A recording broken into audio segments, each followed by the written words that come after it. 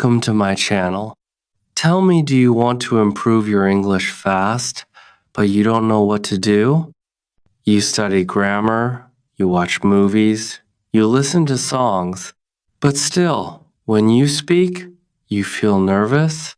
Well, today, I will tell you one secret that really works. Practice stories. Simple stories that can change the way you learn English.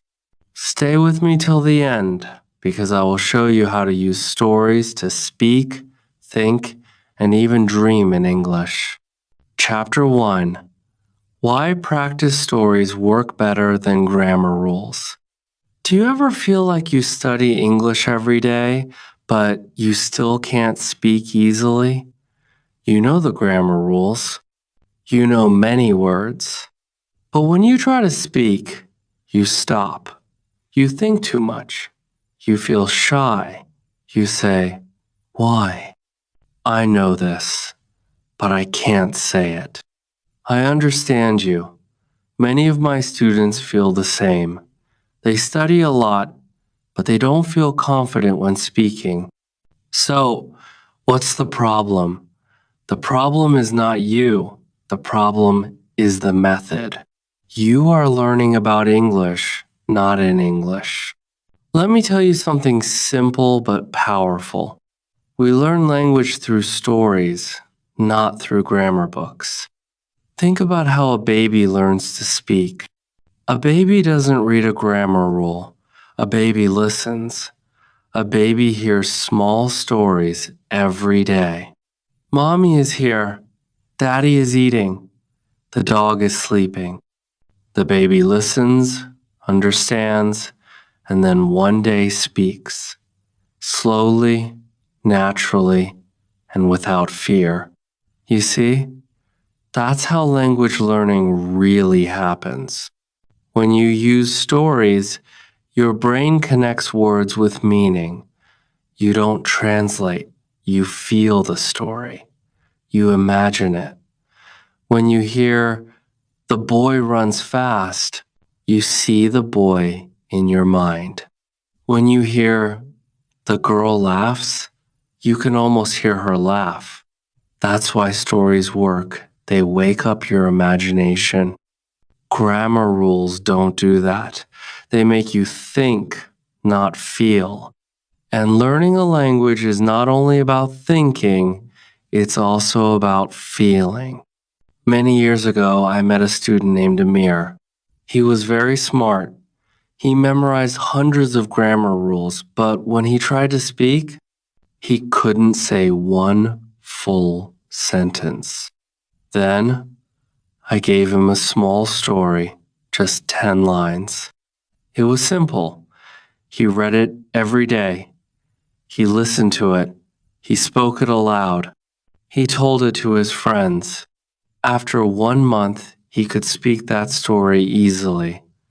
After 3 months, he could tell his own stories. He didn't need to remember grammar anymore. The sentences came naturally. This is the power of stories. They train your brain to use English like a native speaker with rhythm, emotion, and confidence.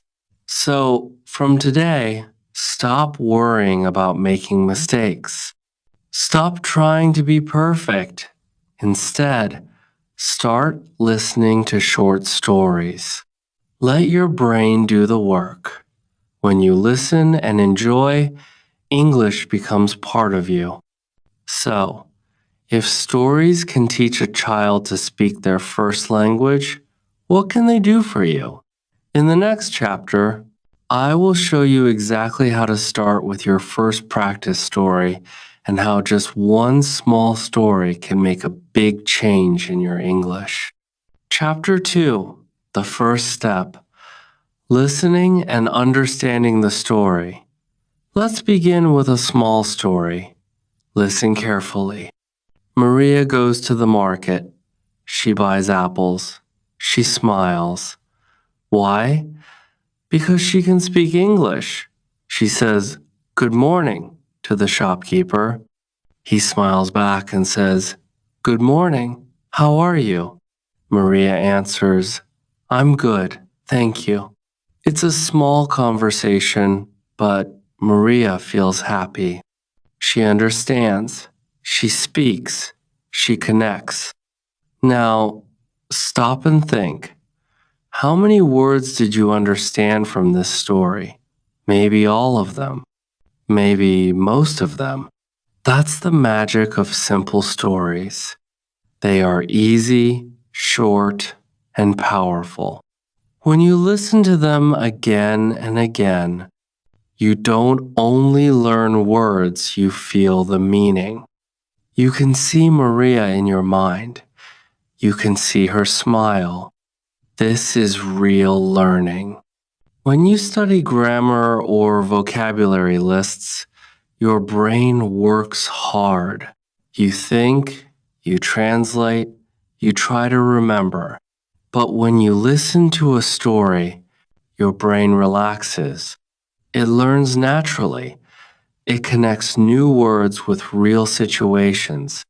You don't need to translate apple, you already see it in the story. This is how you train your brain to understand English faster. The first step to improve your English with stories is listening and understanding. Don't worry about speaking yet, just listen. Listen to the story many times, 10 times, 20 times. At first, you will understand a little, then more. Then, one day, you will understand everything without thinking. That's how real fluency begins. You can use the shadowing method. This means you listen and speak together with the audio.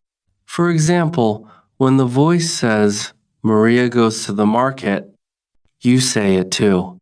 Maybe you speak a little later, maybe together, it doesn't matter.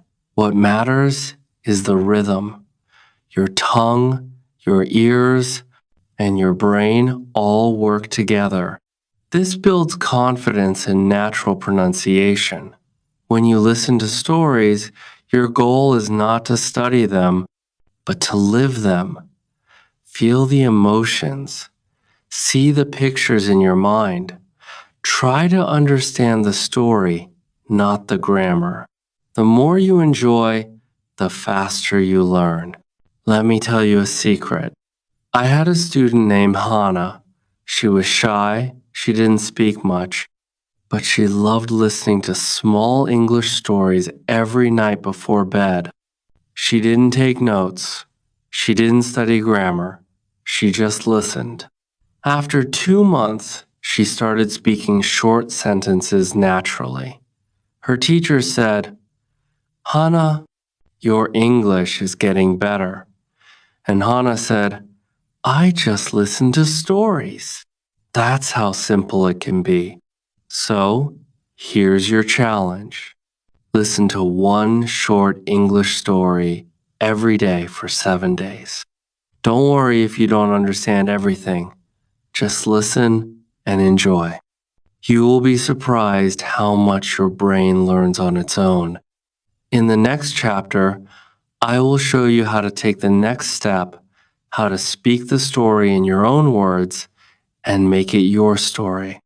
Chapter 3, the second step, speaking the story. When was the last time you told a story in English? Maybe never. Maybe you think, my English is not good enough. But let me tell you something, it doesn't matter if your English is perfect. What matters is that you speak. Because when you speak, you grow. When you tell stories, you make English your own. Let's take our small story again. Maria goes to the market. She buys apples. She smiles. Now, after listening to it many times, you understand it. You know the meaning. So now, let's speak it. Say it aloud. Don't read, just remember. Even if you forget one word, it's okay. Say it your way. You can say, Maria goes to the shop, she buys fruit, she is happy. Perfect.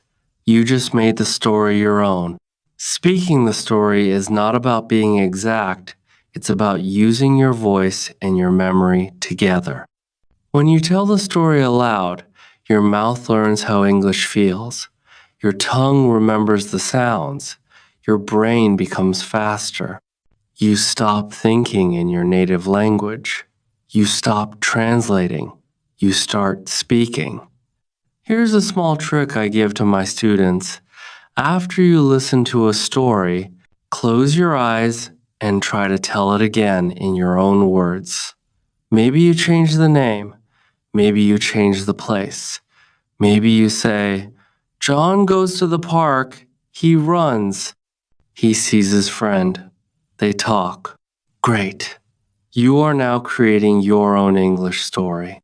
This kind of speaking practice is better than repeating random sentences from a textbook because your brain loves stories. It remembers them easily. I remember one of my students, Rena. She was afraid to speak in class.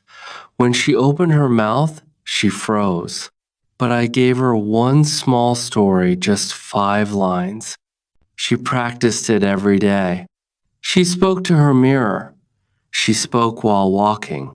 She even recorded her voice on her phone. At first, she sounded shy.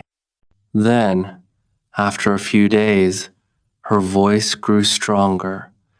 After 2 weeks, she was speaking without fear. After a month, she started creating her own stories. She told me, now I feel free. And that's exactly what storytelling does. It makes you free. Free from fear, free from grammar mistakes, free from thinking too much. Because when you tell a story, you focus on the meaning, not the mistakes. So here's your next challenge. Take any small story, even a story you already listened to, and tell it aloud.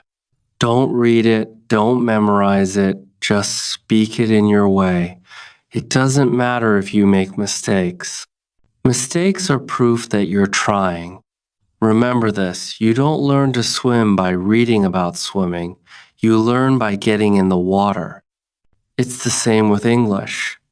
You learn by speaking. So go ahead, tell your story, because your story is waiting to be told. In the next chapter, we'll take another important step: how reading and writing small stories can make your English even stronger.